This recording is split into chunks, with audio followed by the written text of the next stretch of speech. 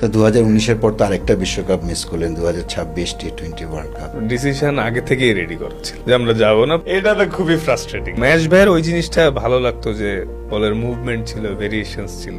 Overload হইলে যে কেউ ইনজুরিতে পড়বে, কারণ আমাদের তো অপশনস তো কম ছিল। নাহিদ রানার ইজ ভেরি হার্ড ওয়ার্কিং। ফেমটা আসছিল কারণ আমি এসেই ভালো পারফরমেন্স করছি, জোরে বল করছি, aggression consistently 140+। Preparation wise, balance wise ভালো ছিল, প্রিপারেশনটা ভালো ছিল। রেজাল্ট আর আউটকাম তো আমরা বলতে পারতেছি না না খেললে। ইন্ডিয়ার সাথে আগের ম্যাচে আমি ব্যান্ড হলাম, আর টুর্নামেন্টের মাঝখানে কোনো ব্যান্ড হয় না। এবং আমার ব্যান্ড করার পর বেশ লেজেন্ডারি, অনেক ভালো ভালো লেজেন্ডারি প্লেয়াররাও টুইট করছিল যে দ্যাট ওয়াজ আনফেয়ার টু।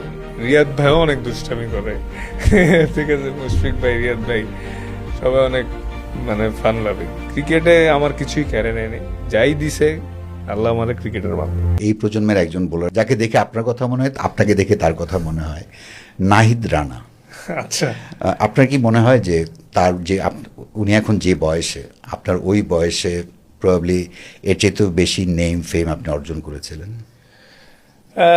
হ্যাঁ, আসলে আমি যখন ঢুকছি বাংলাদেশ টিমে 14 সালে আমার ডেবু হয়, তো তার পরপরই আমরা মানে ভালো মানে ওই 14, 15, 16 বেশ ভালো ভালো অর্জন আছে।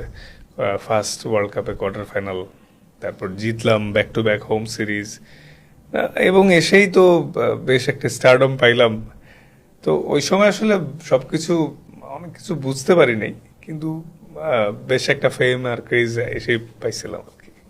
মানে কি বুঝতে পারেন নাই? মানে যে জিনিসটা বুঝতে পারি নাই সেটা হচ্ছে যে ফেমটা কেন আসছে। সর্বপ্রথম ফেমটা আসছিল কারণ আমি এসেই ভালো পারফরমেন্স করছি, জোরে বল করছি, অ্যাগ্রেশন কনসিস্টেন্টলি 140+, ভালো ভালো টিমের এগেনস্টে ভালো করছি।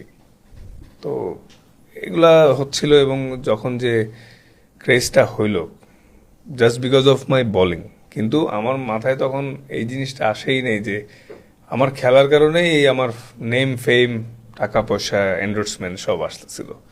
তো দেখা গেছে যে আমি খেলার পরে ভালো হচ্ছে, খেললেও উইকেট পাচ্ছি, কিন্তু আমার আস্তে আস্তে যেটা হইলো যে আমি তখন ভাবতে নিলাম যে স্টারদের লাইফ মনে হয় এমনই, ওরা আসবে বাংলাদেশ টিমে বা যে যার ন্যাশনাল টিমে খেলবে, স্টার হবে, এন্ডোর্সমেন্ট, টাকা পয়সা, ফেম, এগুলো সব হবে, এটাই নর্মাল লাইফ। তো যেটা বুঝতে পারি নাই যে প্রসেসের বাইরে গেলে যে একটা প্লেয়ারের অফ ফর্ম, ইনজুরি বা সবকিছু হারাই যেতে পারে, সেটা আমি প্রথম 2 বছর বুঝতেই পারিনি আসলে। নাহিদ রানা যেহেতু শুরু করেছেন, কেবল দারুণ শুরু করেছেন। এখন তো একটু সময়ও পাল্টেছে, হয়তো তিনি অনেক কিছু বুঝতে পারেন, বাট মানে আপনার লাইফ থেকে তার সঙ্গে কোনো গল্প হয় কিনা যে তার কেরিয়ারটাকে কীভাবে সে অনেক দীর্ঘ করতে পারে? না, একটা ভালো জিনিস যে আমাদের এই মুহূর্তে যে ফাস্ট বোলিং বাঞ্চ অফ গ্রুপটা আছে, আমরা সবাই সবার সাথে ভেরি ফ্রেন্ডলি, শেয়ার করি, কথা বলি। আর ভালো সাইডটা হচ্ছে নাহিদ রানার is very hard working regarding his fitness. ও তো ন্যাচারালি অনেক ফিট, মাশাআল্লাহ, তার মধ্যেও ও মেনটেন করে খুব ভালো। তো এবং প্রায় প্রায় কথা হলেও দেখি যে না, ওর মধ্যেই হাঙ্গারনেসটা, এবং ও প্রসেসের সাথে কখনো কম্প্রোমাইজ করে না। এবং ও যদি এই জিনিসটা ধরে রাখে, তাহলে আমার বিশ্বাস ও লম্বা সময়ে ভালো সার্ভিস দিবে এবং অনেক কিছু অ্যাচিভ করবে দেশের জন্য। পেস বোলারতে তো ওয়ার্কলোডের একটা ব্যাপার আছে। তিনি যেহেতু ফাস্ট বোলার নাহিদ রানা, বয়সও তরুণ, মানে আপনার জীবনে ওই সময়টাতেই প্রচুর ইনজুরি এলো। মানে এই ওয়ার্কলোড, ইনজুরি, এগুলো সম্পর্কে নাহিদ রানা কতটা অবহিত আপনি মনে করেন, এবং মানে এই বিষয়গুলো নিয়ে আপনার সঙ্গে কথা হয়? আসলে ওয়ার্কলোড ম্যানেজমেন্টটা আগের তুলনায় অনেক ইমপ্রুভ হয়েছে, এবং আমাদের ট্রেনার, ফিজিও, কোচেস, ম্যানেজমেন্টের সবাই অনেক অ্যাবাউট দিস। আর তার থেকে বড় জিনিস, ওর ভেরি কুইক, র্যাপিডলি, অনেক জোরে 140+ কনসিস্টেন্টলি বল করতে পারে, মাশাআল্লাহ। তো অ্যাজ এ ফাস্ট বোলার ও যখন ওর বেস্ট ফর্মে বা রিদমে থাকবে, নো ডাউট সব ফরম্যাটে বা সব ক্যাপ্টেন এবং সব কোচই চাইবে ও বেশি বেশি খেলুক। বাট তার মধ্যে দিয়েও কিন্তু আমার এমনও মনে আছে লাস্ট 2-3 বছরে দেখছি আমি ম্যান অফ দ্য ম্যাচ হয়েছি, তারপরের ম্যাচে আমাকে রেস্ট দেওয়া হয়েছে। সেম রানা ভালো করছে, তারপরে বসাইছে। বা এই জিনিসটা কিন্তু মানে এই ম্যানেজ করে খেলানোটা। আর ভালো দিক যে আমাদের আগের তুলনায় এখন 6-7 জন ভালো ফাস্ট বোলার থাকাতে একটু রোটেশন করেও খেলানো যায়। এবার ডেফিনেটলি ও নিজেও সচেতন, কিন্তু টিমের স্বার্থে কিন্তু সামটাইমস খেলতে হয়, একটু ওভারলোড হইলেও খেলতে হয়, কিছু সিচুয়েশন আসে। আর ইনজুরি তো কোনো হাত পা নাই, জোরে বলার যারা এদের ট্রেনিংও হইতে পারে, কিন্তু ওই ম্যানেজ করে খেলানোটা বা খেলাটা এটা আগের থেকে ইমপ্রুভ হয়েছে। এবং এখন আমাদের যে খেলার ধরনগুলা হচ্ছে এবং বোর্ড থেকে যেভাবে রুলস করতেছে, এভাবে যদি অগ্রগতি হইতে থাকে তাহলে আরো ফাস্ট বোলাররা আগের তুলনায় আরো বেশি ফিট থাকবে, ইনজুরিও কমে আসবে ইনশাল্লাহ। বাংলাদেশে পেস বোলারদের ক্ষেত্রে ইনজুরির গল্প বলতে গেলে মাশরাফি বিন মুর্তজার গল্পটা আসে। বাট আমি খেয়াল করে দেখলাম যে মানে ইনজুরির শুরুটা কিন্তু আপনাকে দিয়ে, আপনি ন্যাশনাল টিমে ঢোকার আগেই, তার আগেই আপনি স্টার একটা ইউটিউবের একটা, রিহ্যাব করেছিলাম 13-14 বছর বয়স থেকে আপনি পরিচিত যে একজন জোরে বোলার আসছেন। তো আপনি ক্যারিয়ারের শুরু থেকেই এত ইনজুরি প্রবণ, এটা কি দৈহিক গঠনেরও একটা আলোচনা শুনেছিলাম যে লোয়ার পার্টটা হয়তো একটু উইক ছিল আপনার? না, টু বি অনেস্ট, ন্যাচারালি ফিটনেসের একটা ব্যাপার থাকে, কারো কোঅর্ডিনেশনের ব্যাপার থাকে। কেউ ন্যাচারালি দেখবেন, আমি শিওর যে আপনারা মানে স্কুল থেকেই, আমরা যখন স্কুলে যাই বা ফ্রেন্ডদের সাথে খেলি বা এলাকাতেও খেলি, 10 জন যদি আমরা খেলি, কেউ বেশি জোরে দৌড়ায়, কেউ একটু আস্তে দৌড়ায়, কারো ব্যালেন্সের প্রবলেম, কেউ হয়তো থ্রো ভালো মতো করতে পারে না। তো সবার দৈহিক গঠনটা সেম না। আর ঢাকা থেকে দেখবেন প্লেয়ার খুবই কম বেড়ায় বিকজ অফ দেয়ার লাইফস্টাইল আর মেনটেনেন্সের কারণে। তো আমি ছোট থেকে ন্যাচারালি অনেক স্ট্রং ছিলাম না আসলে। এবং আমি মানে হ্যাঁ, ফাস্ট বোলিং ওই জিনটা আল্লাহ তাআলা ন্যাচারালি দিয়েছে, কিন্তু ওই ওভারলোড হইলে ইনজুরি আসতো। পরবর্তীতে যখন রিহ্যাব, জিম, এক্সারসাইজ এগুলো মেনটেন করা শুরু করলাম, তারপরে আস্তে আস্তে কমলো। কিন্তু ফাস্ট বোলিং মানে একটু ন্যাচারাল, যদি কেউ অ্যাথলেটিক ফিজিকটা হয় সে বাড়তি বেনিফিট পায়। তো আমার যেরকম কোঅর্ডিনেশন বা অ্যাথলেটিজমটা একটু কম ছিল ছোট থেকেই, কিন্তু আল্লাহর মধ্যে ভালো বোলিং করা বা ফাস্ট বোলিং ওই জিনিসটা থাকাতে তো দেখা যায় যে সবার থেকে আমি একটু ডিফারেন্ট। সে সবার যদি সে 5 করলেই ও ফিট থাকতে পারে, আমার হয়তো 7 করা লাগে, জিনিসটা এরকম। কারণ আমি ন্যাচারালি খুব ফিট না আসলে। তো এই জিনিসগুলোতেই আমার অনেক সময় ইনজুরি হইতো, কোঅর্ডিনেশনের প্রবলেম ছিল, তারপর নির ইনজুরি বা বিভিন্ন জায়গায় ইনজুরি হইতো। তো এই ইনজুরি নিয়ে জিনিসগুলো নিয়ে আগাইতে আগাইতে মাঝে মাঝে একটু প্রবলেম ফেস করতাম আর কি। আপনার শুরুটা একটা বিশ্বকাপ দিয়ে বাংলাদেশের, মাশরাফি বিন মুর্তজা চোট পেলেন, অদ্ভুত সব গল্প আছে আমরা এখানে। তার জায়গায় আপনি গিয়ে খেললেন, তারপর ওয়ান ডে অভিষেক হলো 2015-তে 5 উইকেট। সেখান থেকে আমি কালকে খেয়াল করে দেখছিলাম যে 2015 থেকে 2025 পর্যন্ত বাংলাদেশ প্রায় 180+ ওয়ান ডে খেলেছে। সেখানে আপনার কেরিয়ার মাত্র দেখলাম যে 88টা ম্যাচ। এটা নিয়ে কোনো আক্ষেপ আছে? না, আক্ষেপ এটা যে হয়তো যদি আমি ইনজুর্ড না হইতাম বা মাঝখানে 2 বছরের উপরে যে কোভিডের আগে বাদ ছিলাম সেটা না থাকতাম, মেবি ডিফারেন্ট স্টোরি হইতে পারতো। বাট ফ্যাক্টরটা হচ্ছে নো কমপ্লেন, আলহামদুলিল্লাহ ফর এভরিথিং। আমি যদি এই জিনিসগুলো ফেস না করতাম এবং এরকম পিছায় যেয়ে বাদ পড়ে আবার ভালো মতো স্ট্রংলি কামব্যাক করতে না পারতাম, তাহলে তো কিছু এক্সাম্পলও সেট হইতো না।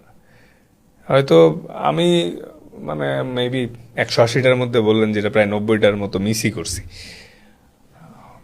এটার কারণে তো নিজের ইনজুরি, অফ ফর্ম, গাফলতি সব মিলেই ছিল। পরে বাদ পড়ছি, দেন মেহনত করে আবার আসছি, এখন খেলতেছি। বাট ভবিষ্যতে যে আসবে বা যারা খেলতেছে বা নেক্সট প্রজন্ম যারা আসবে, আমি শিওর এই এখন যে 7-8 জনের পাইপলাইন আছে ফাস্ট বোলিং এ, যাতে এটা ইন 5 ইয়ার্স টাইম যাতে 18-20 জনের হয় এরকম টপ কোয়ালিটির বলার। যখনই আমাদের এই প্রসেসটা সুন্দর হবে এবং এজ লেভেল থেকে আর এত ফাস্ট বোলার, ভালো ভালো ফাস্ট বোলার আসলে, তখন যখন ঘরে ঘরে ছেলেরা চাবে যে না, I want to be like him or fees or Rana বা তাসকিন ভাই, এরকম করে করে যদি সবাই হইতে চায়, তখন এই জিনিসটা কিন্তু আরো বাড়বে। তো আমার যতটুক হয়েছে, হ্যাঁ মানে চিন্তা করলে তো অনেক কিছু ঠিক করলে এমন না হয় এমন হইতে পারতো, কিন্তু যাই হয়েছে স্পেশালি আফটার কোভিড, এটা আমার জন্য বড় একটা লেসন। এবং আমার উদাহরণ আমি নিজেই তো, এগুলো দেখে অনেক তরুণ প্রজন্ম শিখতে পারবে আর কি। এই প্রসঙ্গে আসবো, কোভিডের সময়টা আপনার জীবনের, আমি বলবো যে আপনার জীবনের লাইফ চেঞ্জিং একটা পিরিয়ড।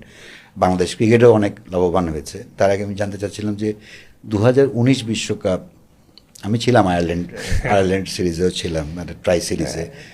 মনে হচ্ছিল যে আপনাকে দলে ইনক্লুড করা হবে।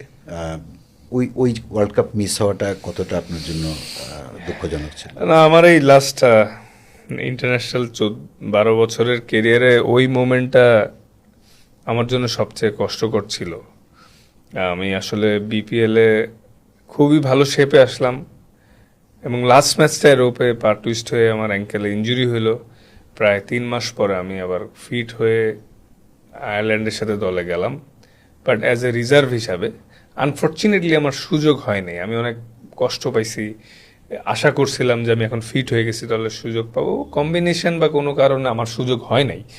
তো আমি যখন আয়ারল্যান্ড থেকে দেশে ফেরত আসি, আমি খুব মনে একটা চাপা কষ্ট নিয়ে আসি এবং আসার পরেও প্রথম কয়েকটা মাস কিন্তু ভাবছিলাম মেবি আই এম ডান, যে হবে না আর, কারণ মোটিভেশনটা কমে যাচ্ছিল। কিন্তু কয়দিন পরে মানে প্রিমিয়ার লিগেও খেলতে নামলাম, বোলিং ওরকম মনের মতো হচ্ছিল না।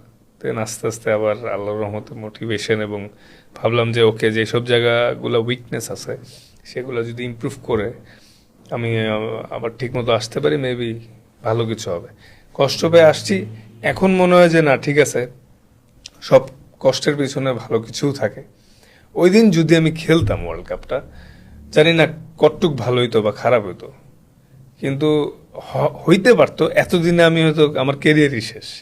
তো ওই সময় বাদ পড়ে কষ্ট পায়ে যে কামব্যাকটা করার সুযোগ হয়েছে, তো ওইটার জন্য আসলে আল্লাহ যা করে ভালোর জন্যই করেন। আমাদের প্রত্যেকটা মানুষের জীবনে এরকম সিচুয়েশন আসে। তো আফটার দ্যাট যখন আমি ভালো করছি, ওই সিচুয়েশনের কারণে আমি আল্লাহকে থ্যাঙ্কস জানাই যে না ঠিক আছে, ভালোই হয়েছে। 2019 বিশ্বকাপ মানে যেহেতু প্রিপারেটরি পর্ব থেকে দেখার সুযোগ হয়েছিল, আপনিও জানেন আমিও জানি। ওখানে স্কোয়াডে আবু জায়েদ রাহিকে একদম শুরুতে আয়ারল্যান্ডে নেওয়া হলো, বিশ্বকাপ দলে নেওয়া হলো, কিন্তু টিমের প্রত্যেকে জানতো যে তাকে বিশ্বকাপে কোনো ম্যাচ খেলানো হবে না। 5 উইকেট পাওয়ার পরও কিন্তু ট্রাই সিরিজের ফাইনালে আয়ারল্যান্ডে তাকে খেলানো হয়নি। তখন ধারণা হচ্ছিল যে আপনাকে নেওয়া হবে, এবং টিমের খুব ইনফ্লুয়েন্সিয়াল মেম্বাররাও আপনাকেই চাচ্ছিলেন। তো আমি আবু জাহিদ রাহির বিপক্ষে না, আই ফিল ফর হিম, যে মানে একজন বোলার, তিনিও নিজেও জানতেন যে তাকে বিশ্বকাপে ম্যাচ খেলানো হবে না।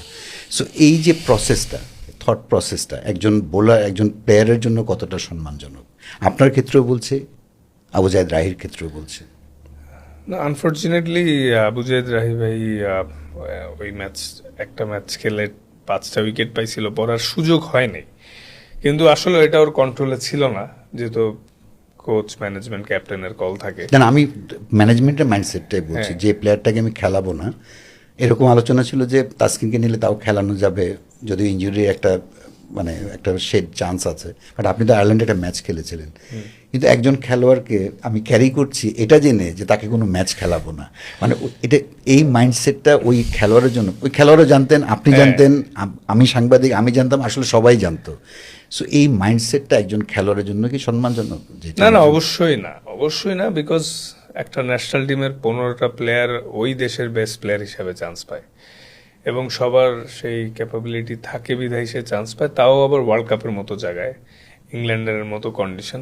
জিনিসটা অবশ্যই ভালো হয় নাই, কারণ যদি প্রশ্ন আগেই আউট থাকে যে ম্যাচই খেলবে না, ওই প্লেয়ারের মোটিভেশন। আমি ভুল জানতাম নাকি আপনিও জানতেন যে তাকে? না, আমরা কম বেশি সবাই জানতাম আসলে, উনি নিজেও জানতেন যে হয়তো ওনার ম্যাচ খেলার চান্স কম, পরে তো আর সুযোগই হয়নি। তো বাট এমন লাস্ট কয়েক বছর ধরে আর এমন হচ্ছে না। তো ওই সিচুয়েশনটা ভালো হয় নাই টিমের জন্য এবং রাহির জন্য। আমি চাবো না এমন কোনো সিচুয়েশন ফিউচারে হোক, কোনো প্লেয়ারকে এভাবে করে নেওয়া হচ্ছে, খেলানো হবে না জানে। তো 2019-এর পর তো আরেকটা বিশ্বকাপ মিস করলেন, 2026 টি-20 ওয়ার্ল্ড কাপ। এটা তো খুবই ফ্রাস্ট্রেটিং। এইটা না, আসলে এইটার আগে খুবই দারুণ প্রিপারেশন ছিল, ইন্ডিভিজুয়াল এবং দলের, বিকজ আমি এই 12 বছরে প্রায় যে কটা টি-20 ওয়ার্ল্ড কাপ খেলছি, আমার কাছে পার্সোনালি মনে হয়েছিল এইবারের T20 টিমটা প্রিপারেশন ওয়াইজ ব্যালেন্স ওয়াইজ ভালো ছিল, প্রিপারেশনটা ভালো ছিল, রেজাল্ট আর আউটকাম তো আমরা বলতে পারতেছি না, না খেললে খেলি তো নাই, কিন্তু যেরকম কন্ডিশনে খেলা হয়েছে হয়তো ভালো হইতো ইনশাল্লাহ, মানে যদি খেলতাম আমরা, কিন্তু আনফর্চুনেটলি খেলা হয় না। এটা ফ্রাস্ট্রেটিং ছিল অ্যাজ এ প্লেয়ার হিসাবে, যেই ওয়ার্ল্ড কাপকে কেন্দ্র করে আমরা প্রায় বছর খানিক ধরে সবাই কষ্ট করলাম, রোটেশন ওয়াইজ সবাই খেললাম, এবং বেশ বেশ ভালো ভালো কিছু জয়ও পেলাম, সব মিলে একটা ভালো দারুণ অবস্থায় থেকে যখন লাস্ট মোমেন্টে দেখলাম যে আমরা ওয়ার্ল্ড কাপই খেলতে যাচ্ছি না, দ্যাট ওয়াজ সো ফ্রাস্ট্রেটিং। মানে এটা আসলে এই দুঃখ কাটতে বেশ কিছু দিন সময় লাগছে সবার, মনে তো আক্ষেপ থাকেই, কিন্তু ওইটা যখন শুনলাম ফাইনালি যে না খেলতে যাবই না এবং টিভিতে ঘরে বসে আমরা ওয়ার্ল্ড কাপ দেখতেছিলাম, এটা দুঃখজনক ছিল আমাদের জন্য। এখানে তো মেইন স্টেক হোল্ডার প্লেয়াররা, আপনারা তো আসলে অনেক মিডিয়াতে নিউজ হয়েছে, আপনারা একদম শেষ মুহূর্তে জেনেছেন, আপনাদের তো জানানো হয়েছে, একটু কি বলবেন যে আপনাদের ওপিনিয়ন দেওয়ার কোনো সুযোগ ছিল বোর্ড বা ক্রীড়া মন্ত্রণালয়ে? না আসলে দেখেন, ক্রীড়া মন্ত্রণালয় এবং ওই সময় প্লেয়ারদেরকে ডাকা হয়েছিল, কিন্তু মিডিয়াতে আমি দেখছিলাম যে বলছে যে অনেকেই প্লেয়াররা চায় না, এমন একটা প্লেয়ারও বলে নাই যে চায় না, সবাই চায়। ইভেন এমনও বলা হয়েছে we are ready to go, আমরা যাইতে চাই, খেলতে চাই। পরে তো বিভিন্ন রকম নিউজ দেখলাম, কিন্তু আমি শিওর কোনো প্লেয়ার বা ম্যানেজমেন্ট থেকে কেউই বলে নাই যে আমরা খেলতে চাই না, এটা টোটালি সরকারি ডিসিশন ছিল আর কি। আক্ষেপ আক্ষেপ না, মানে দুঃখ না হতাশা না ক্ষোভ, কোনটা আছে এই ওয়ার্ল্ড কাপ মিস হওয়া নিয়ে? হতাশা ছাড়া তো কিছু না, আক্ষেপ রেখে কি লাভ, খেলতে পারি নাই, কিছু করার নাই, হতাশাই যে খেলতে পারলাম না, এই ওয়ার্ল্ড কাপটা জীবন থেকে চলে গেল। কারণ এই ওয়ার্ল্ড কাপের পরে নেক্সট ওয়ার্ল্ড কাপটা যখন হবে, অনেক প্লেয়ারের জীবনে আর হয়তো ওয়ার্ল্ড কাপ আসবেও না, বা অনেকে থাকবে কি থাকবে না, কেউ ইনজুর থাকতে পারে, কেউ টিমে না থাকতে পারে, কিন্তু যারা এই 15-এ ছিল তাদের সবার তো একটা ওয়ার্ল্ড কাপের ড্রিম ছিল, তো এটা হতাশাই, আক্ষেপ রেখে তো আর লাভ নাই, আসবে না, এটা হতাশা যে সবসময় পোড়াবে যে আমরা। এবং এই ওয়ার্ল্ড কাপের যে আমাদের ড্রেসগুলো ছিল, আমি সবগুলোর অ্যাকসেপ্ট করে রাখছি যে এই ওয়ার্ল্ড কাপ ড্রেস, যেই ড্রেস ওয়ার্ল্ড কাপ আমরা খেলা হয়নি, এবং ওইটার ব্লেজারটাও রেখে দিছি। তো একটা জিনিস শুধু শেষ প্রশ্ন এই বিষয়টা নিয়ে, আপনাদের যেদিন ক্রীড়া উপদেষ্টা ডাকলেন, ওই সভায় গিয়ে কি আপনার মনে হয়েছিল যে আপনাদের কথা বলার সুযোগ আছে, নাকি আপনার একটা ডিসিশন জেনে আসার জন্য গিয়েছেন? অনেক প্লেয়ার গেছিল ওই দিন, আনফর্চুনেটলি ঠিক ওই দিনটা আমি মানে একটু অসুস্থ ছিলাম, আমি যাই নাই ওই দিন, বাট বাকি যারা প্লেয়াররা ছিলেন আমরা তো পরে কথা বললাম। আমি যতটুকু শুনছিলাম যে ডিসিশন আগে থেকেই রেডি করা ছিল যে আমরা যাব না, পরে ওখানে যে এক্সপ্লেন করা হচ্ছিল কেন যাব না, security reason blah blah blah, but decision আগে থেকেই তৈরি ছিল। ওকে, আমরা একটা ছোট্ট ড্রিঙ্কস ব্রেক নেই। ওকে, এই ড্রিঙ্কস ব্রেকের একটা রহস্য আছে, একটা প্লে। এই প্লে আপনারা কিছুদিন আগে হয়তো দেখেছেন যে তাসকিন আহমেদের নিজের প্রোডাক্ট। তাসকিন, আপনার জন্য শুভকামনা রইল। Thank you so much, thank you. এখন ট্রাই করবো না পরে ট্রাই করি? আচ্ছা ঠিক আছে, শেষ করে ট্রাই করি। সো নাহিদ রানা একজন এক্সপ্রেস বোলার, এখন আপনার ক্যারিয়ার আপনি শুরুতে ছিলেন, তার আগে আপনি যখন খুব কিশোর বয়স, তখন আপনার একটা ভিডিও ভাইরাল হয়েছিল যে তাসকিন আহমেদ অনেক জোরে বল করে। আপনি কিন্তু ন্যাশনাল টিমে খেলার আগে মোটামুটি একটা স্টারডমের মধ্যে চলে এসেছিলেন। আপনি নিজে কবে বুঝতে পারলেন যে আপনি জোরে বল করতে পারেন? আমি সর্বপ্রথম বুঝতে পারি যে আমার বলে ভালো জোর আছে এবং ইফেক্টিভ পেস, সেটা আমি আন্ডার-17 খেলার পরে আমার ফার্স্ট এনসিএল সিজনে, আমি 2010-11 দিকে 17 খেলার পর আমি সিলেটের মাঠে এনসিএল খেলি, ঢাকা মেট্রোর হয়ে, আশরাফুল ভাই ক্যাপ্টেন ছিল। তো আমি 6টা ম্যাচ খেলি টানা 4 ডে, 6 ম্যাচে আমি উইকেট পাইছি 8টা, বেশি পাইনি, কিন্তু টোটাল ব্যাটসম্যান ইনজুড করছিলাম 17টা। এবং আমার ফার্স্ট বল ছিল, আমি বাউন্সার মারছি, 1 বাউন্সে 4 হয়েছে, তো বেশ জোরে বল হচ্ছিল। আমি শিওর স্পিড গান থাকলে 145+ হয়েছে, তো তখন তো বুঝি নেই। তো যদিও তার 1 বছর পর থেকে একটু ইনজুরি হয়েছে ওভারলোড থেকে, কিন্তু তখন বুঝতে পারলাম যে না, আমার বল জোরে হয় এবং ব্যাটসম্যানরা ভয় পাইতেছিল খেলতে। তারপরেই আস্তে আস্তে বুঝলাম যে না, আমার স্ট্রেংথের জায়গাটা মানে পেস ওই সময় এটা নিয়ে আমি কাজ করতে চাই, আমি 150+ বল করতে চাই। যদিও অ্যারাউন্ড 150, 149.6 উঠছিল, 50 অফিসিয়ালি ক্লিক হয় নাই, বাট আমি 150 শিওর আমি বল করছি, যে হয়তো কিছু ডোমেস্টিকে বা স্পিড গান ছাড়া, এটাই আর কি। তো তখন থেকে বুঝতে পারলাম যে না, আমি জোরে বল করতে পারবো। ওই বয়স তো একটা নেশার মতো, জোরে বল করতে পারা, আপনি যেটা বললেন ব্যাটসম্যানদের মানে আঘাত করতে পারা, ওই এক্সাইটমেন্টও কি মানে সারা জীবন তো আর ক্যারি করা যায়নি, মানে এখনো তো নিশ্চয়ই কাজ করে, এখনো প্রবাবলি আপনি বলের কাজ নিয়ে বেশি হ্যাঁ, এখন অ্যারাউন্ড 140 বল করি। বিভিন্ন রকম মেজর ইনজুরি হয়েছে, যেটা হচ্ছে এই যে খেলতে নামি যখন,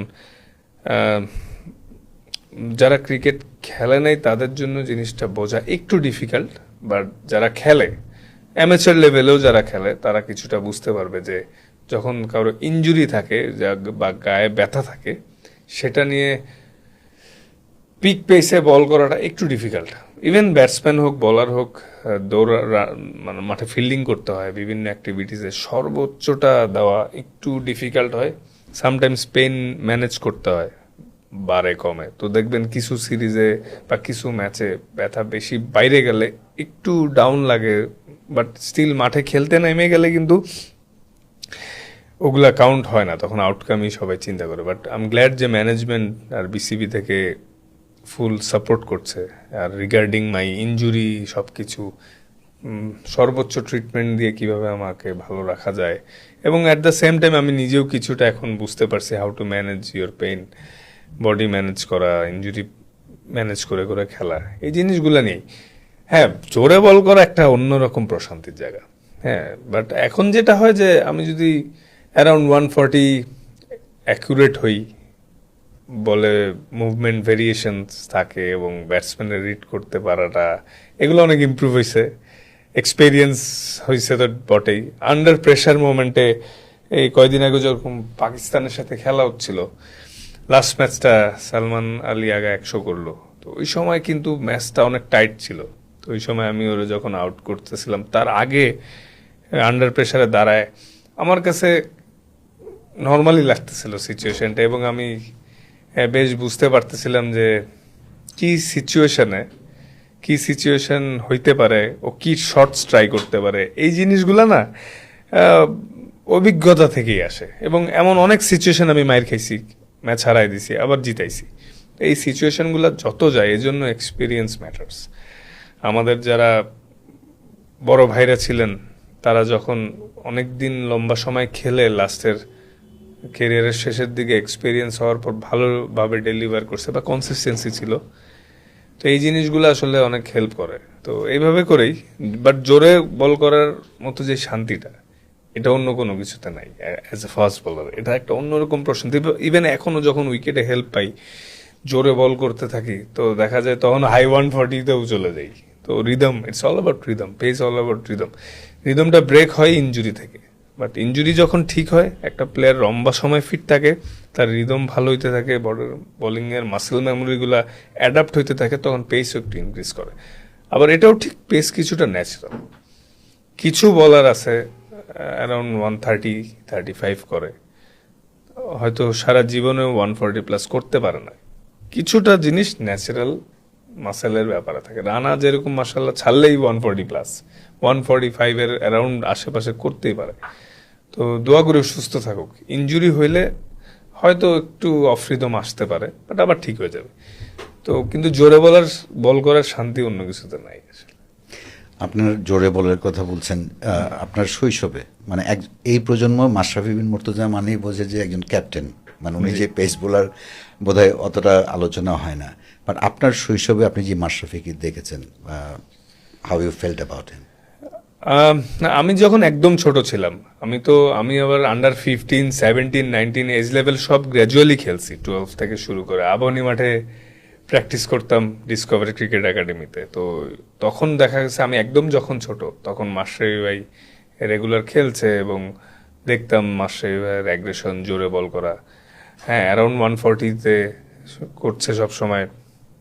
এই জিনিসটা তো তখন খুব রেয়ার ছিল আমাদের বাংলাদেশে। হ্যাঁ, তার কিছুদিন পর রুবেল ভাই আসলো, বাট তো ম্যাচ ভাইয়ের ওই জিনিসটা ভালো লাগতো যে বলের মুভমেন্ট ছিল, ভেরিয়েশনস ছিল। তো ওনাকে দেখেই বড় হয়েছি। তো তখন আমাদের দেশের আইডল তিনিই ছিলেন আমার। হ্যাঁ, তো দেখে দেখে বড় হওয়া ভালো লাগার একটা জায়গা। তার সঙ্গে আপনার সম্পর্কের অনেকগুলো ধাপ আছে, আমি জানি, সেগুলো নিয়ে পরে আসবো। কিন্তু আপনি আপনি নিজেকে তার সঙ্গে, তার ইনজুরি, আপনার ইনজুরি একটু মানে কানেক্ট করবেন। আপনি বলছিলেন যে ছোট শৈশব, মাশরাফির যে শৈশব ছিল সেটা ছিল খুব ন্যাচারাল, তার মাসলগুলো ন্যাচারাল, তারপরে তিনি ইনজুরিতে পড়েছিলেন। সো এটাই কি একমাত্র কারণ, ন্যাচারাল বা আনন্যাচারাল? না না না, শুধু এটা না।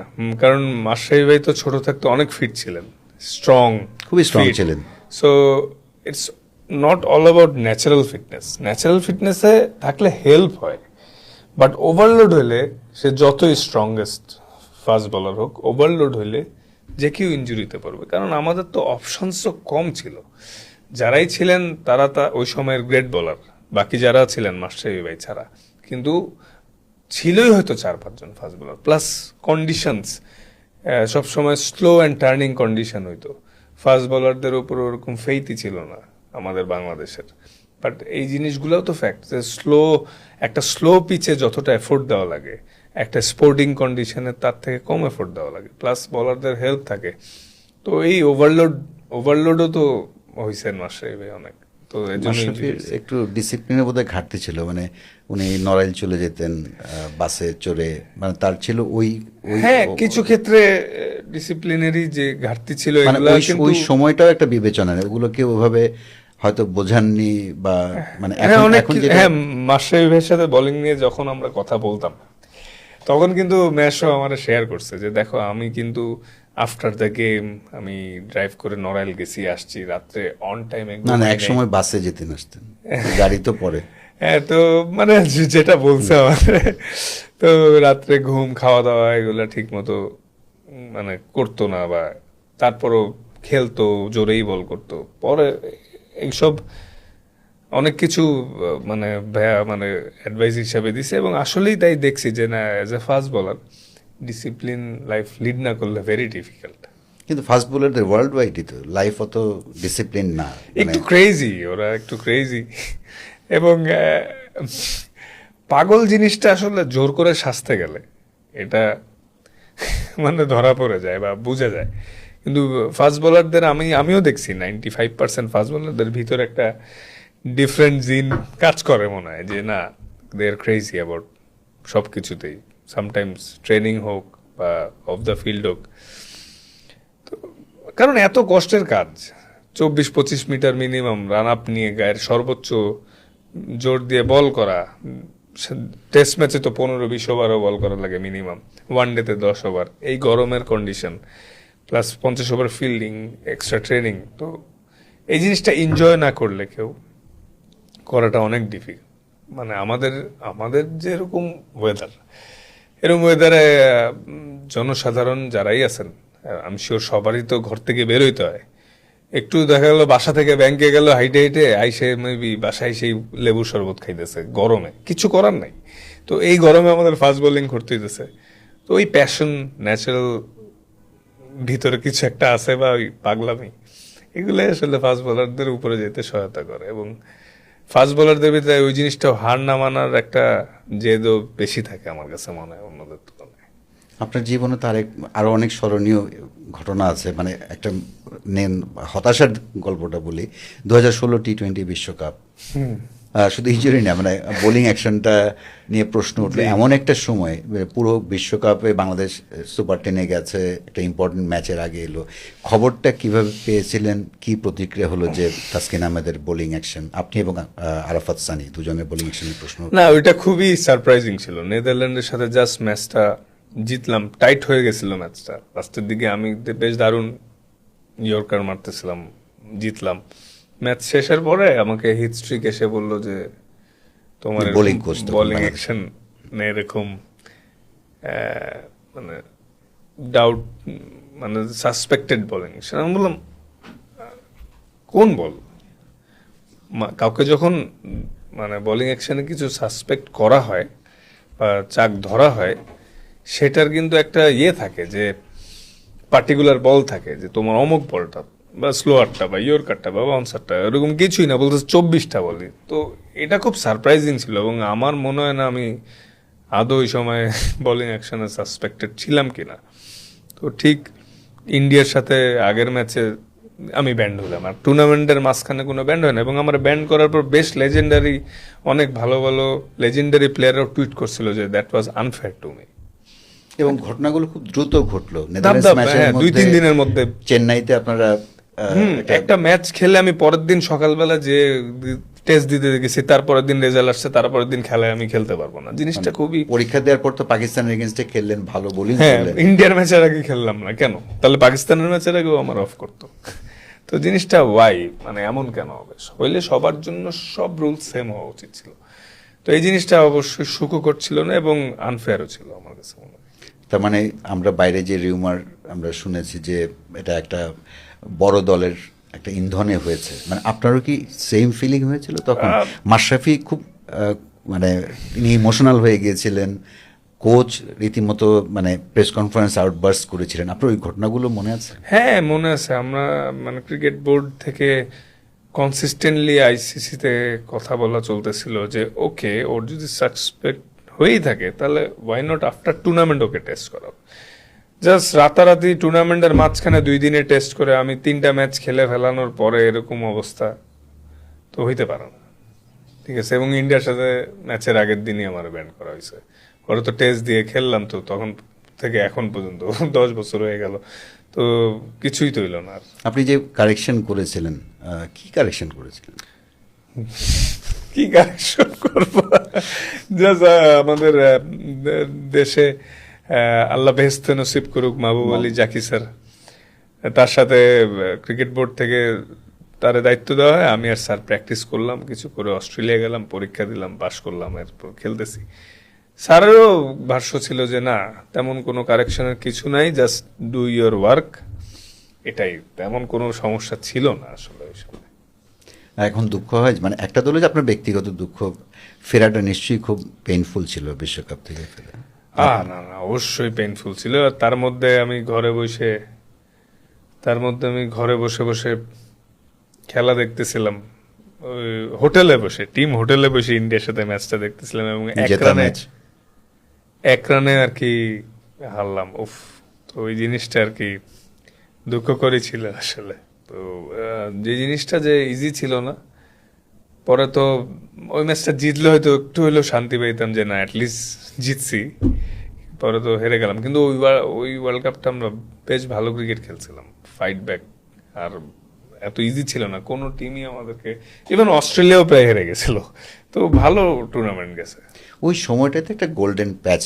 ধরেন তার আগে 2015 বিশ্বকাপ যদি যায়, আপনি 3টা ম্যাচ খেলেছিলেন, বাট ইউ বিকাম মানে গ্লোবাল স্টার ওই সময়টা। স্পেশালি অ্যাডিলেডের সেই ম্যাচটা, সবাই রুবেল হোসেনের কথা বলেন, বাট আপনি বোধহয় সবচেয়ে প্রাইজড উইকেটটা নিয়েছিলেন জস বাটলারের, রাইট? হ্যাঁ, মানে ওই ফুল ওয়ার্ল্ড কাপে কিন্তু আমি ভালো 11টা উইকেট পাইছিলাম, 5 ম্যাচে 11 উইকেট, আমাদের টিমের সর্বোচ্চ উইকেট টেকার। এবং শুধু সেটা না, ইভেন তখনও আমি মাঝখানে বা ভাইটাল মোমেন্টে বেশ কিছু ব্রেক থ্রু দেই, কিন্তু সেটা হয়তো ওইভাবে হাইলাইটেড হয় না। এটা নিয়ে আমার আক্ষেপ নাই তেমন। কেন আক্ষেপ নাই? যদি জয়ের পিছনে আমার কন্ট্রিবিউশন থাকে, ইম্পর্টেন্ট উইকেট বাইর করে জিতে গেছি, ফাইন। কিছু ম্যাচ এমন হচ্ছে 4-5 উইকেট পাইছি, ম্যাচ জিতে নেই, ওটা তো প্রশান্তি অমন না। কিন্তু দেখা গেছে সারা ম্যাচ ভালো হয় না, একটা ওভারেই টিমের যেটা নিড ছিল সেটা ফুলফিল করে কম রান দিয়ে বা একটা উইকেট দিয়ে ম্যাচটা জিতে গেছি, ওটার ফিলিংসটা আলাদা। কারণ ম্যাচ হাইরে গেলে আমি ঘুমাইতে পারি না, রাত্রে খুব আপসেট থাকি। তো এরকম জীবনে অনেক ম্যাচ গেছে যে মাঝখানে এসে আমার কন্ট্রিবিউশন অনেক হাই ছিল, এখনো থাকে, আর আমি এটাই চাই আমার কন্ট্রিবিউশন যাতে সবসময় ঠিক। কিন্তু 2015 বিশ্বকাপের সাকসেস স্টোরির 2-3টা ছবি সামনে আসে। মাহমুদুল্লাহ রিয়াদের 2টা সেঞ্চুরি কিন্তু ওইভাবে সামনে আসে না, সামনে আসে 2টা ছবি, এক রুবেল হোসেনের সেই দৌড় এবং আপনার এবং মাশরাফির সেই চেস্ট পাম্প। এই সেলিব্রেশনটা কি প্রি প্ল্যান ছিল? না, তেমন কোনো প্রি প্ল্যান ছিল না, বাট আমি তো তখন ওই টিমের সবচেয়ে মোস্ট ইয়াংগেস্ট প্লেয়ার। আমি মাশরাফি ভাইয়ের কাছে আবদার করে রাখছিলাম যে ভাইয়া কোনো একটা ওয়ার্ল্ড কাপের ম্যাচে কি আমরা এই সেলিব্রেশনটা করতে পারি, বুঝাই যাও কি বলো না এই সেলিব্রেশন করা যায়।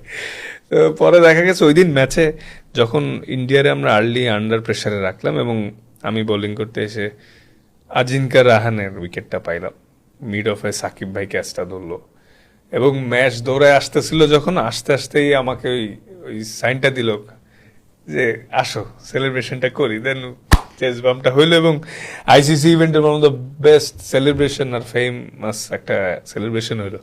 তো ওইটা ওইভাবেই হইলো আর কি, দেন খুব ভালো প্রচার পাইলো সেটা আর কি। সো আবার আপনার শৈশবে ফিরে যাই, মোহাম্মদপুর আপনার যখন জন্ম, মানে আমি যেহেতু আপনার সাথে বয়স অনেক বড় জানি মোহাম্মদপুর কিন্তু একটা শিক্ষার পরিবেশ, অনেক নামী স্কুল কলেজ আছে, শিক্ষকরা থাকেন, ছাত্ররা থাকেন, সরকারি কর্মকর্তা, মানে মধ্যবিত্তের একটা সবচেয়ে উপযুক্ত জায়গা ছিল। বাট মোহাম্মদপুরে আবার অন্য গল্পও আছে, রাস্তা সবুজও আছে, লালও আছে। সো আপনি শিশু হিসেবে ওই মোহাম্মদপুর থেকে সবুজ রাস্তায় যে এলেন, আপনার সামনে তো অন্য অপশনও ছিল।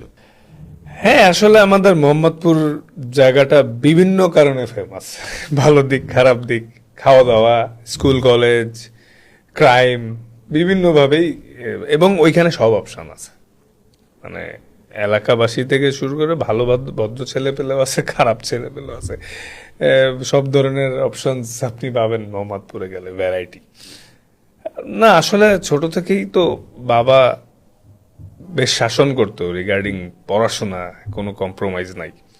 তো আমি তো 2010 সালে আন্ডার-12 খেলি ডিসকভারি ক্রিকেট একাডেমির হয়ে।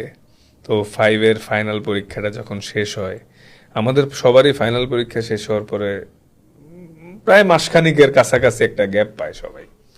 তো ওই সময় আমি বাবারে যে আবদার করছিলাম যে আমি এরকম ক্রিকেট খেলতে চাই, তো বাবা আর কি বললো, খেলো ক্রিকেট, বাট এই যে কদিন বন্ধ আছে ওই কদিন। তো প্র্যাকটিসে যাইতাম। তা আমার আবার ছোট থাকতে একটা রোগ ছিল, হেমোগ্লোবিন এর অভাব, রক্তশূন্যতা। ডাক্তার বলছিল যে রোদে বেশি খেলতে না, ওকে লাল শাক, শিং মাছ এগুলা বেশি বেশি খাইতে। আমি আবার মাছ খাইতে পছন্দ করি না, এখনো না। তো বাবা এই জন্য বলছে, ডাক্তার কিন্তু বলছে বেশি রোদে খেলতে না, তো তুমি এই কয়দিনই খেলো এবং প্র্যাকটিস কয়টা থেকে? আমি বললাম 2টা থেকে 5টা। বলছে ঠিক আছে, তুমি তাহলে রোদ টোদ পড়লে যাও। তো কি আর কি, আমি যাইতাম 1টার দিকে, ঠিক আছে, রেগুলার, ছোটদের 2 দিন, বড়দের 3 দিন, আমি 5 দিনই যাইতাম। আমি খুব এনজয় করতাম। সব সময় তো টেনিস বল বা টেপ টেনিসে এলাকায় খেলতাম, তো ক্রিকেট বলে খেলার সুযোগ আসছে, এই সুযোগগুলো মিস করতাম না, প্র্যাকটিসে রেগুলার যাইতাম। দেন বাবা একদিন হঠাৎ মনে হয় দেখতে গেছিল, দেখতে যেয়ে বলে যে, মানে দেখি ও যায় যে কই যায়, কিভাবে কি করে, যে একদিন দাঁড়ায় দাঁড়ায় প্র্যাকটিস দেখতেছিল। পরে আমাদের যে কোচ, আমার সর্বপ্রথম কোচ সাজু স্যার, সে তখন বাবারে বলে একদিন যে ওরে আপনি একটু সুযোগ দিতে পারেন, ওকে একটু সুযোগ দিতে পারেন, বিকজ ওর কেন জানি মনে হয় ওর আপনি সাপোর্ট করলেও ভালো প্লেয়ার হইতেও পারে।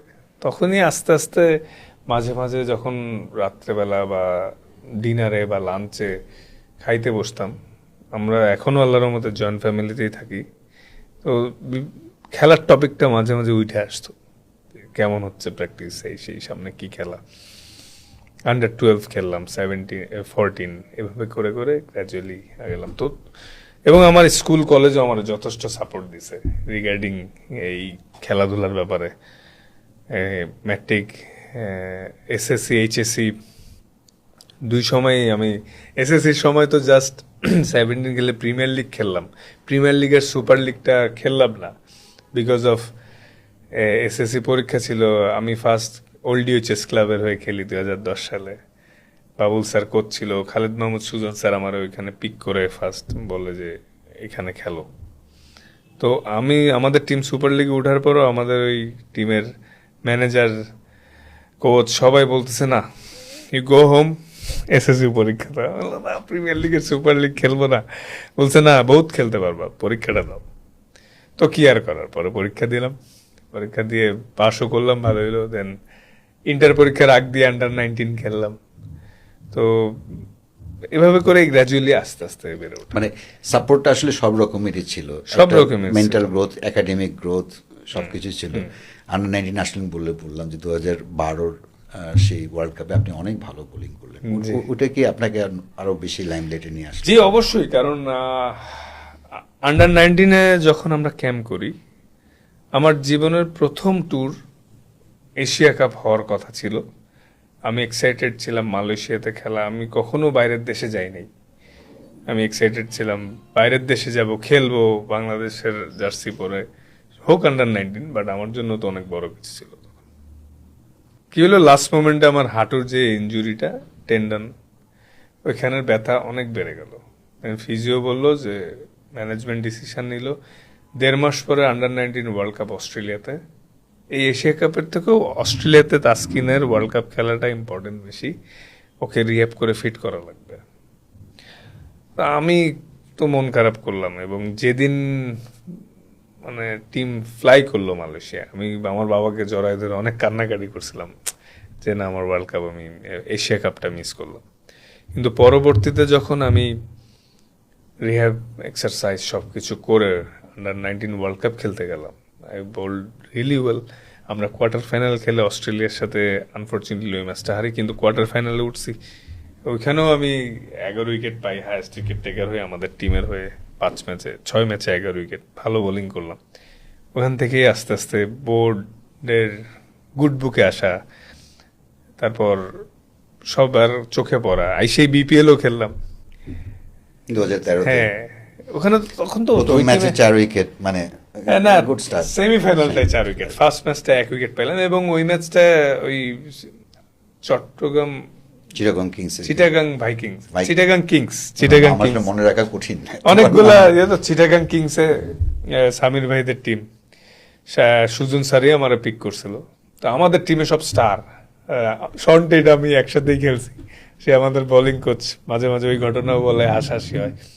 টিমে সব স্টার প্লেয়ার, বোলিং এ কে Shaun Tait, Jacob Oram, Kevon Cooper, Rubel ভাই ন্যাশনাল টিমের টপ বোলার, তো পিক ফর্মে রুবেল হোসেন, হ্যাঁ, তারপর আরো বেশ ভালো ভালো প্লেয়াররাই ছিলেন। ওইখান থেকে আমাদের টিম যখন কনফার্ম হয়ে যায় যে আমরা সেমিতে কোয়ালিফাই করব, লাস্ট ম্যাচটা আমাকে খেলানোর পরে সেমিফাইনাল ম্যাচটা আমাকে খেলার বিপক্ষে ফুল ম্যানেজমেন্ট, কিন্তু সুজন স্যার বললো না, আমি ওরা খেলাবো। এবং ওই দিন আমি খেলে 4 উইকেট পাই, আমরা ফাইনালে যাই, আমি ম্যান অফ দ্য ম্যাচ হই। $500 এবং $500 ফাইন দেই। জরিমানা হয়েছিল আমার অ্যাগ্রেশন আর কিছু ওয়ার্ডস এর জন্য ব্যাটসম্যানের সাথে, বাট ঠিক আছে, ওভাবেই উঠা আস্তে আস্তে। তারপর 2014 বিশ্বকাপ গেল, ভালো করলেন, কিন্তু আপনার সবচেয়ে ভালো ম্যাচ যেটা, মানে শুরু ইনিশিয়ালি ভারতের বিরুদ্ধে মিরপুর স্টেডিয়ামে ডেবু, 5 উইকেট, ওয়ানডেতে ডেবু হলো, 5 উইকেট পেলেন, কিন্তু আপনার দল 58 রানে অল আউট হয়ে গেলে স্টুয়ার্ট বিনি became the man of the match. কতটা ফ্রাস্ট্রেটিং ছিল? মানে আপনার কেরিয়ার যদি দেখেন, T20 আন্ডার 19 ওয়ার্ল্ড কাপে আপনি ভালো করলেন, দল আলটিমেট গোল অ্যাচিভ করতে পারেনি, নিজের প্রথম ওয়ানডেতে এত ভালো বোলিং করা এবং 58 রানে অল আউট হয়ে যাওয়া বাংলাদেশের একজন ইয়াং ডেবুটেন্ট হিসেবে, হাউ ওয়াজ ইট ফিলিং? না, সর্বপ্রথম আমি খুবই এক্সাইটেড ছিলাম আমার ওয়ানডেতে ডেবু হবে, তাও ইন্ডিয়ার মতো টিমের সাথে ডেবু হইলো। 105-এ ওরা অল আউট হইলো, আমি 5 উইকেট পাইলাম। এটা তো স্বপ্নের থেকেও বেশি কিছু ছিল।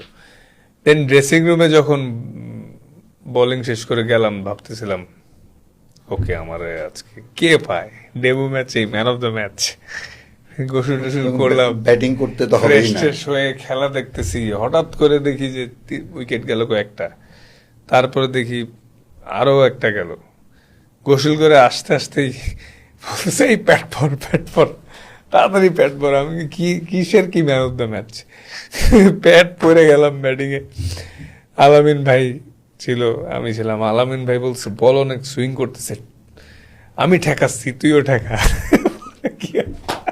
অল আউট হয়ে গেলাম।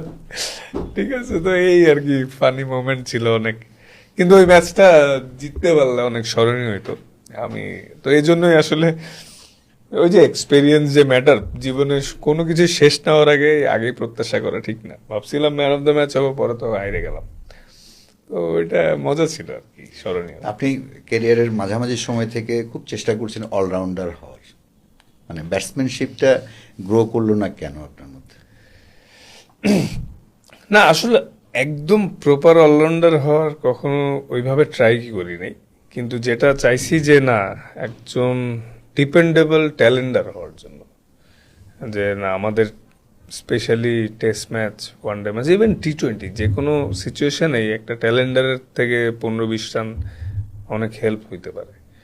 যেটা হয়েছে যে আমার আসলে বোলিং করা বাদেও আমার ফুল বডি রিহ্যাবিলিটেশন করতে হয়, জিম এক্সারসাইজ মেনটেন করতে হয়, সাথে ব্যাটিং। তো মাঝে মাঝে মানে ব্যাটিংয়ের প্রতি প্র্যাকটিসটা হয়তো একটু কম হয়েছে মাঝখানে, ইমপ্রুভ হচ্ছিল, বাট স্টিল ওই পটেনশিয়ালটা আছে। আই হোপ আবার আসবে। মানে দেখা গেছে যে অন্য ওই বডি ম্যানেজ করতে করতে ব্যাটিংয়ে জোর দেওয়াটা কম হয়েছে আর কি, এটাই। আপনার বোলিংয়ে কার প্রভাব সবচেয়ে বেশি? ওটিস গিবসন ইমপ্রুভমেন্টে এবং অথবা শন টেট, কাকে বেশি কৃতিত্ব দেবেন? নো ডাউট দুইজনই খুবই ভালো কোচ, বাট আমার কোভিডের পরে ওটিস গিবসন, মানে বিদেশি কোচদের মধ্যে ওটিস গিবসন দ্বারা আমি সবচেয়ে বেশি উপকৃত হয়েছি। মানে এটা কি স্কিল ওয়াইজ নাকি মাইন্ডসেট বা planning? Skill wise technically tactically আমাকে নিয়ে সে অনেক কাজ করেছে, অনেক স্পট বোলিং করাইছে। প্লাস আমার তো একটা সময় সুইং টুইং তেমন কিছু করতো না, খালি হয়তো একটু ইনকাট হইতো বা সোজাই যাইতো। তো এখন যে মুভমেন্টটা, এটার জন্য রিস্টে যে ইমপ্রুভমেন্টটা, সেটার পিছনের অনেক ভূমিকা আছে। আর পেস বোলিং ইউনিটি যে ট্রান্সফরমেশন, একসময় আপনি মুস্তাফিজ, তার আগে Mashrafi, Rubel Hossain, Tapash Baisya, Sadat Hossain Rajib, in and out, কিন্তু বাংলাদেশের একসঙ্গে 4 জন পেস বোলার খেলানোর মানে ওই দুঃসাহসটা বাংলাদেশের ছিল না। এখন মনে হচ্ছে সেটা করা সম্ভব। মানে এই ট্রান্সফরমেশনটা কিভাবে দেখেন আপনি? না এটা খুবই ভালো দিক। না আমরা কিন্তু 2016 সালেও 4টা ফাস্ট বোলার খেলছিলাম একটা ম্যাচে, একটা ফুল সিরিজেই বলা চলে, ইন্ডিয়ার এগেনস্ট। তো ফাস্ট বোলারদের ইমপ্রুভমেন্টের জন্য কন্ডিশনটাও ফ্যাক্ট, সেটা হইতে হবে ডোমেস্টিক থেকে, একদম এজ লেভেল থেকে। ওই কালচারটা বিল্ড করতে হবে যে 3টা সিনিয়র মিনিমাম খেলতেই হবে। তাহলে কি হবে, আমাদের যেই ল্যাকিংসটা ফাস্ট বোলিং অলরাউন্ডার বা ফিনিশিংয়ে বেন স্টোকসের মতো প্লেয়ার, প্যাট কামিন্সের মতো এরকম যে ট্যালেন্ডার যে who can bat very well বা পাওয়ার আছে, ফাস্ট বোলারদের কিন্তু রিস্টে মেজরিটি বেশি পাওয়ার থাকে। আমাদের ফাস্ট বোলারদের ব্যাটিংয়ের টেকনিক্যালি দিকটা ভালো থাকে না দেখে আমরা পারি না। কিন্তু এই কালচারটা অনেক ইমপ্রুভ হয়েছে। আগে হয়তো কালে বদলে খেলা হইতো, বাট এখন যেটা যে কোনো কন্ডিশনে শুধু আমি আপনি না, সবাই কনফিডেন্টলি বলতে পারবে ঠিক আছে আমরা 3টা সিমার ইজিলি খেলতে পারবো, 4টাও হয়তো খেলানো যাইতে পারে। তো এই কালচারটাই আমাদের আরও যত এজ লেভেল থেকে হবে। আই হোপ তামিম ভাই আসছে, সে অলরেডি অনেক ভালো কাজ করতেছে, এইদিকেও নজর দিবে ইনশাল্লাহ, যে কিভাবে আরো ফাস্ট বোলার প্রডিউস করা যায়, কিভাবে কালচারটা আরো বেশি গ্রো হয়। তাহলে 3টা সিমারের সাথে একটা ফাস্ট বোলিং অলরাউন্ডার দেখতেও ভালো লাগবে। ফাস্ট বোলিং অলরাউন্ডার তো এখনো খোঁজা হচ্ছে আসলে খোঁজা হচ্ছে বিকজ আমাদের ওরকম ওইভাবে তো নাই, বাট খোঁজা হচ্ছে। মানে এখন ফাস্ট বোলিং অলরাউন্ডার তো হইলেই হবে না, আপনিও যদি বোলিং এর সাথে ব্যাটিং করেন আপনি তো অলরাউন্ডার হয়ে যাবেন না। কতটুকু ইম্প্যাক্টফুল, ইফেক্টিভ মডার্ন ক্রিকেটে একটা ফাস্ট বোলিং অলরাউন্ডারেরও তো বোলিংয়ে অ্যাটলিস্ট মিনিমাম পেসটা থাকতে হবে, ওই স্কিলটা থাকতে হবে, ব্যাটিংয়ে ওই ভরসাটা থাকতে হবে, যেটা আমরা সাবকন্টিনেন্টে ইন্ডিয়াতে রিসেন্টলি তো বেশ ইমপ্রুভ হয়েছে আগের চেয়ে।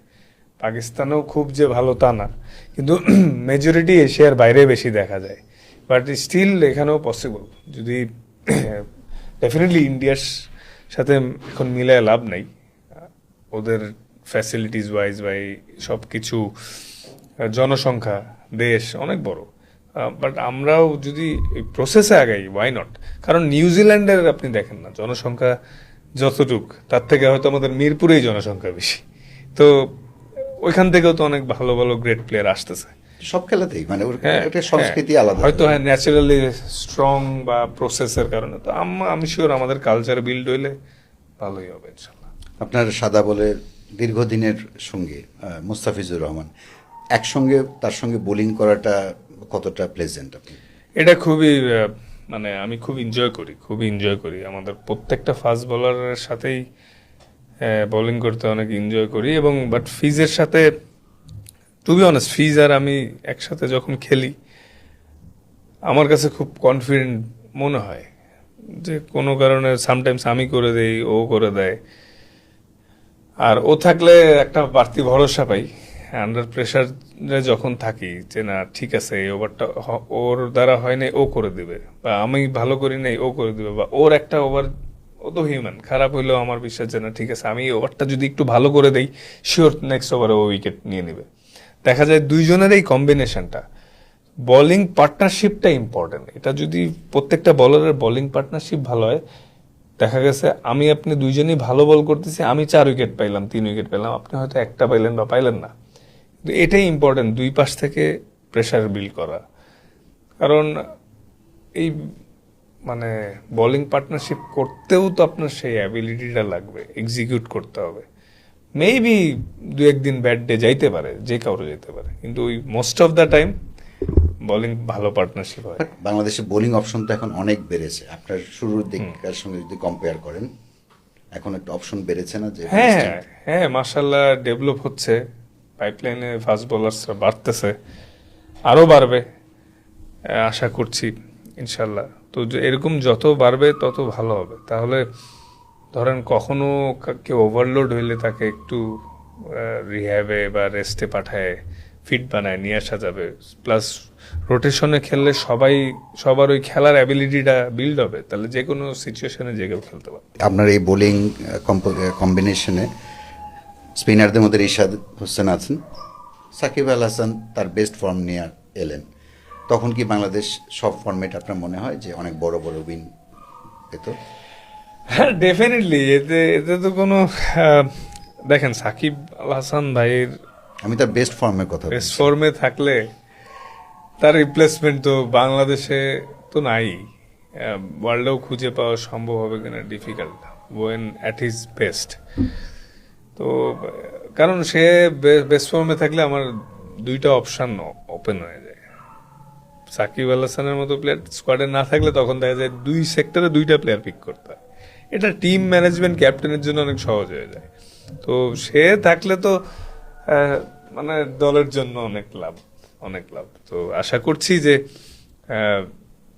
ইনশাল্লাহ কখনো যদি সাকিব ভাইয়ের মতো প্লেয়ার আমরা পাই আমাদের দেশের জন্য অনেক লাভ হবে। আচ্ছা, আপনার আর মুশফিকুর রহিম দুজন একদম ভিন্ন ধর্মী চরিত্র। মুশফিকুর রহিম হলেন অসম্ভব ডিসিপ্লিন।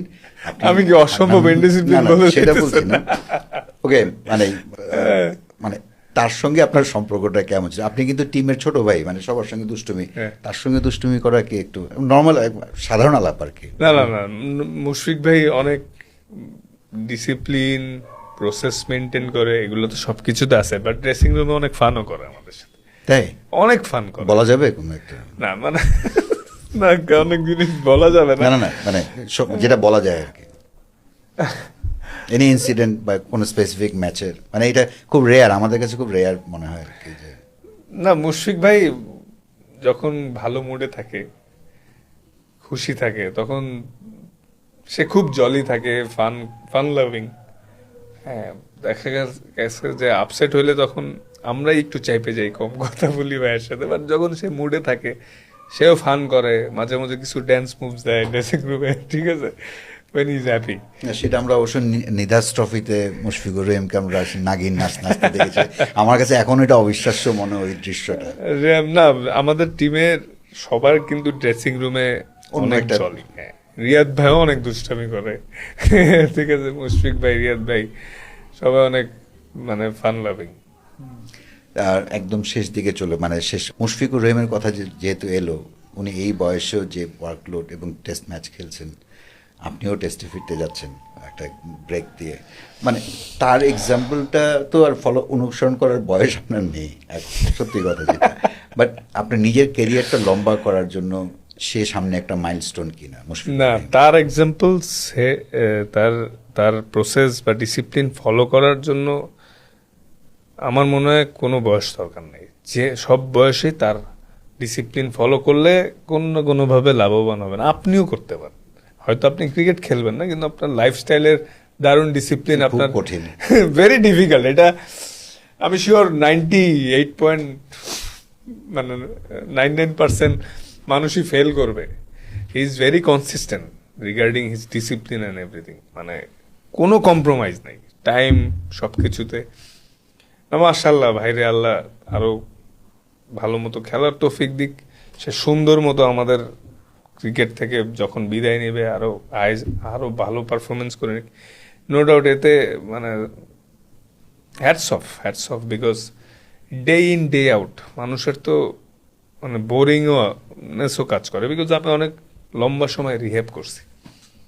সো দিনের পর দিন একই রুটিন ফলো করা মানসিকভাবে not that easy. But Mushfiq ভাইয়ের ক্ষেত্রে দেখছি কোনো কমপ্লেন নাই, সব সময় নিজের রুটিন ফলো করে, সাথে টিমের প্র্যাকটিস ছাড়াও বাড়তি প্র্যাকটিস করা। এটা একটা অনেক বড় অনুপ্রেরণার জায়গা যে কষ্ট করে গ্রেট প্লেয়ার হওয়া সম্ভব। সে কিন্তু বাড়তি কোনো আলাদা ট্যালেন্ট নিয়ে জন্মায় নাই, জাস্ট হার্ড ওয়ার্ক আর প্রসেসের মাধ্যমে একজন গুড এভারেজ প্লেয়ার থেকে গ্রেট প্লেয়ার হয়েছে।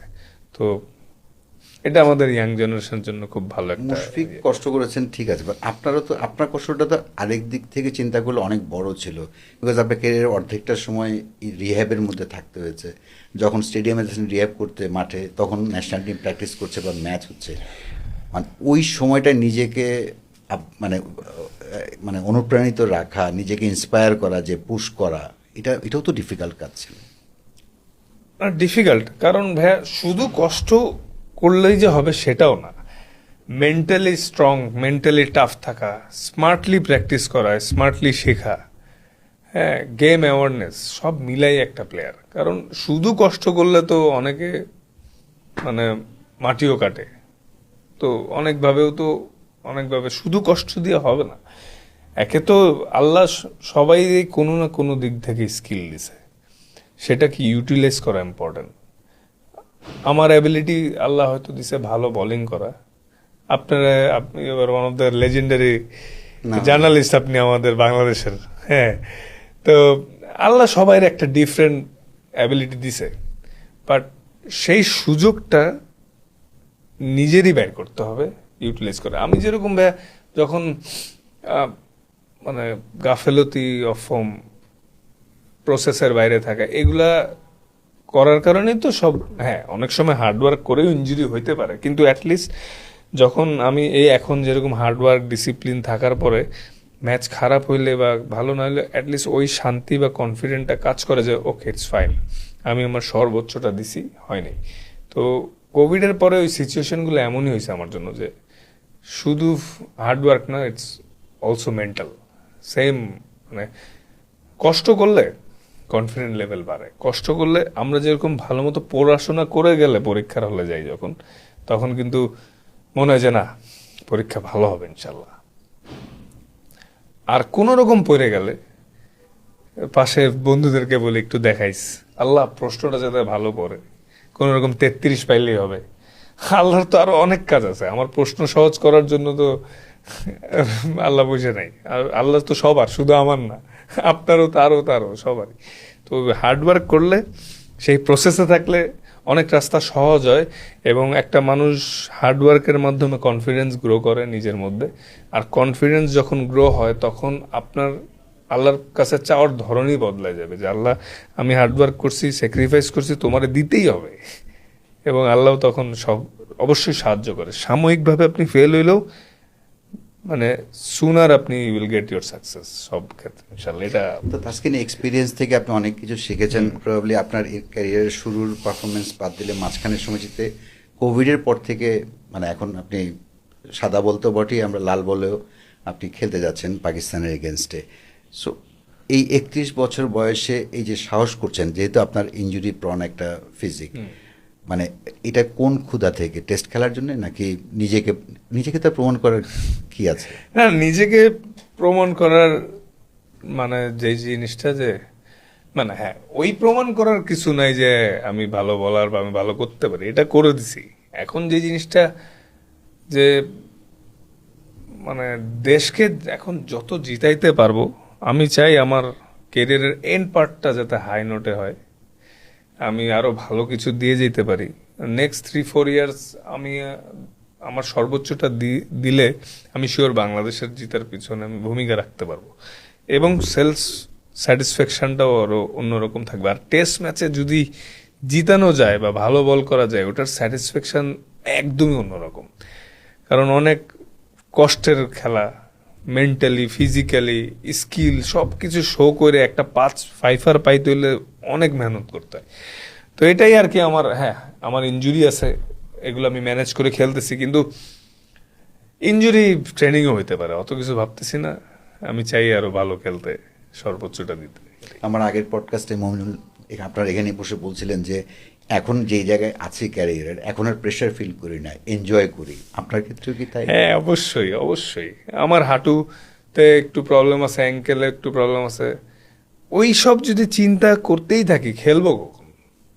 আর 3-4-5 বছর পরে হয়তো একটা সময় খেলবো না ইন্টারন্যাশনাল, হ্যাঁ হয়তো একটা সময় ছাড়বো, সর্বোচ্চ 8-10 বছর, এরপর তো বাইচে থাকলে খেলা ছাড়তে হবে। সো এনজয় করতে চাচ্ছি আসলে, এনজয় ছিঁড়লে ছিঁড়বে, পরেরটা পরে দেখা যাবে, আগে সর্বোচ্চটা দেই নিজে। মানে দিন শেষে আয়নার সামনে দাঁড়ায় বলতে চাই না বা রিগ্রেট ফিলিং করতে চাই না যে আমি আমার সর্বোচ্চটা দেইনি, সর্বোচ্চটা দিছি, এরপর যাই হবে দেখা যাবে ইনশাল্লাহ।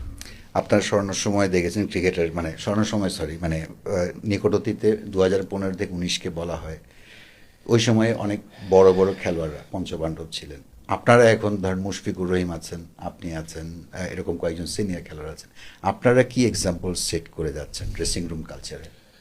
ড্রেসিং রুম কালচারে অনেক পজিটিভ কথা হয়, very positive energy regarding of the ফিল্ডে সব কিছুতেই।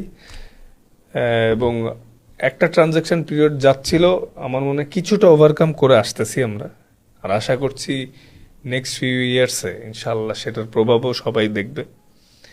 কারণ ওই যে 15 থেকে 19 ওই সময়টা আমরা 4-5 জন ইয়াং প্লেয়ার ছিলাম, বাট বাকি যেই মোস্ট সিনিয়ররা ছিলেন তারা সবাই 8-10 বছর খেলার পরে খেলতেছিল। তখন তারা তাদের বেস্ট ডেলিভার করার টাইমটা ছিল এবং তারা ডেলিভার করছে।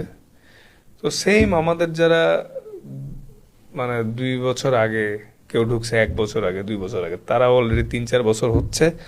আমাদের টিম এখন 8-10 বছর খেলাও 4-5 জন আছে। তো সব মিলায় আমি শিওর এভাবে যদি সুন্দর মতো স্মুথলি চলে আর এই পজিটিভ কালচারটা যেটা বিল্ড হইতেছে এটা থাকে, নেক্সট ফিউ ইয়ার্স অনেক ভালো কিছু দিব আমরা বাংলাদেশ টিম ইনশাল্লাহ। আচ্ছা, ইন্ডিয়ার এগেনস্টে তো আপনার পারফরমেন্স, অনেকগুলো সিগনিফিকেন্ট পারফরমেন্স আছে। আইপিএলে আপনার খেলা হয়নি, একটা সুযোগ এসেছিল বোধহয় 2022-এ।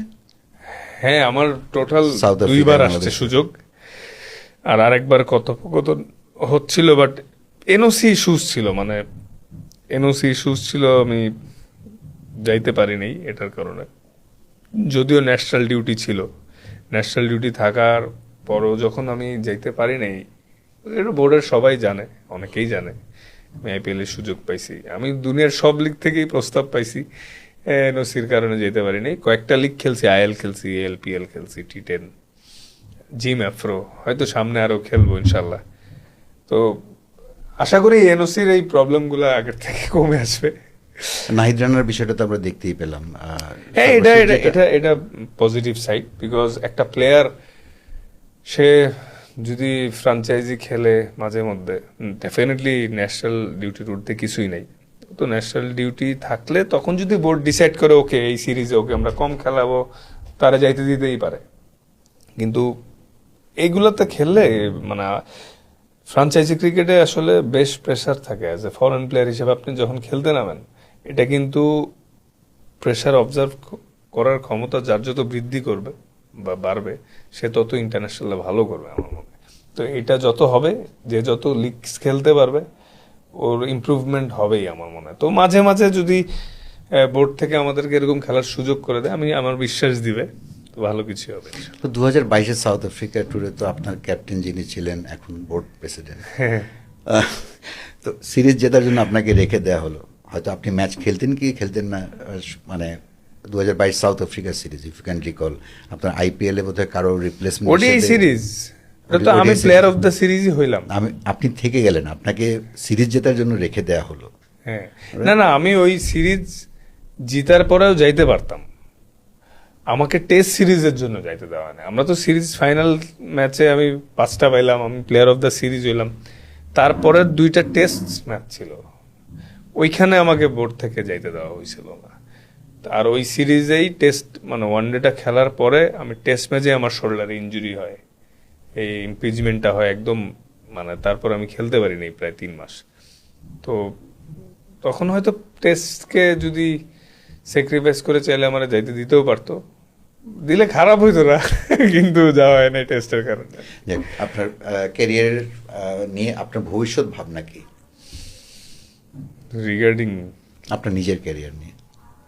আমার ভবিষ্যৎ ভাবনা, আমি চাই যে আমার ক্রিকেট ক্যারিয়ারটা অনেক হাই নোটে শেষ হোক, আমার পারফরমেন্স দ্বারা বাংলাদেশ বেশ কিছু জয় পাক, যেটা মেমোরেবল হোক। আমি যাতে দেশকে আরো ম্যাচ জিতে পারি, সুস্থ লম্বা সময় ইফেক্টিভভাবে সার্ভিস দিতে পারি। তো আমি চাই হাই নোটে শেষ করতে এবং খুব সম্মানের সাথে মাঠ থেকে রিটায়ার করতে। মাঠ থেকে বিদায় নিতে চান?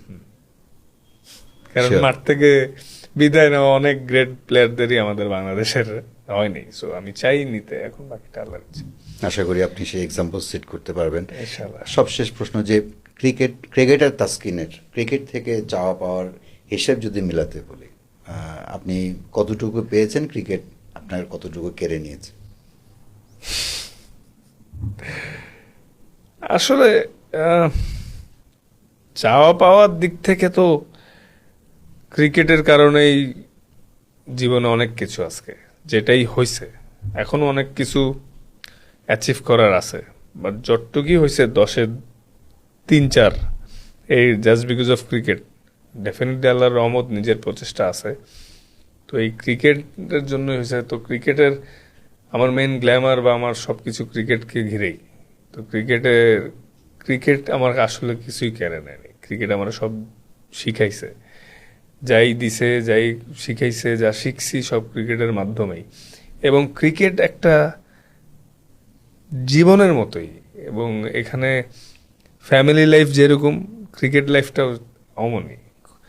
Great form, off form, injury, negligence, stardom, হ্যাঁ, মানুষের ভ্যালু সব রিলেটেড।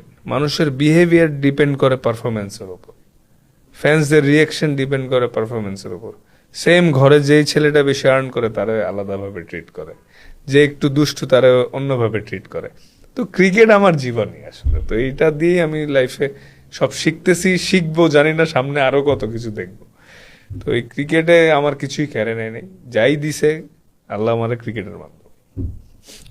থ্যাংক ইউ তাসকিন, আশা করি যে আপনার প্লেইং লাইফ দীর্ঘ হোক, সামনে পাকিস্তান সিরিজে খেলছেন এবং আপনার যে নতুন উদ্যোগ জি, প্লে যেন আরো লম্বা সময়, লম্বা ইনিংস খেলে, ইনশাআল্লাহ। লম্বা যেন থ্যাংক ক্যারিয়ার ইউ। আশা করি সবাই ট্রাই করবে প্লে, এবং কোনো আমি প্লের যে সোশ্যাল পেজ আছে সেখানে যদি কারো কোনো কমপ্লেন থাকে জানাবে, আমরা ট্রাই করবো আরো বেটার করার জন্য। আমার ক্রিকেটের সাথে এটা আমার একটা ছোট বিজনেস, এটা আমি যেহেতু একজন স্পোর্টস পার্সনের জন্য এটার নামও রাখা হয়েছে প্লে। তো আমি খেলা নিয়েই আমার জীবনটা জড়িত। Thank you Taskin. Thank you Sayed ভাই। সো আমার দর্শক যারা আছেন তারা যদি প্লে নিয়ে কোনো কমপ্লেন থাকে, তাসকিন বলেছেন কমপ্লেন করলে তাকে জানাবেন, আমার পেজে জানাবেন না, সরি আমাকে ইনবক্স করেন, আমি তাসকিনকে সেটা পাঠিয়ে দেব। ইনশাআল্লাহ কমপ্লেন থাকবে না, আশা করি ভালো কিছুই হবে, ভালো লাগবে। আমরাও চাই যে একজন ক্রিকেটার, একজন খেলোয়াড়ের উদ্যোগ যেন সফল হয়। সবাই ভালো থাকবেন, সামনে আসছি নতুন কোনো এপিসোড নিয়ে।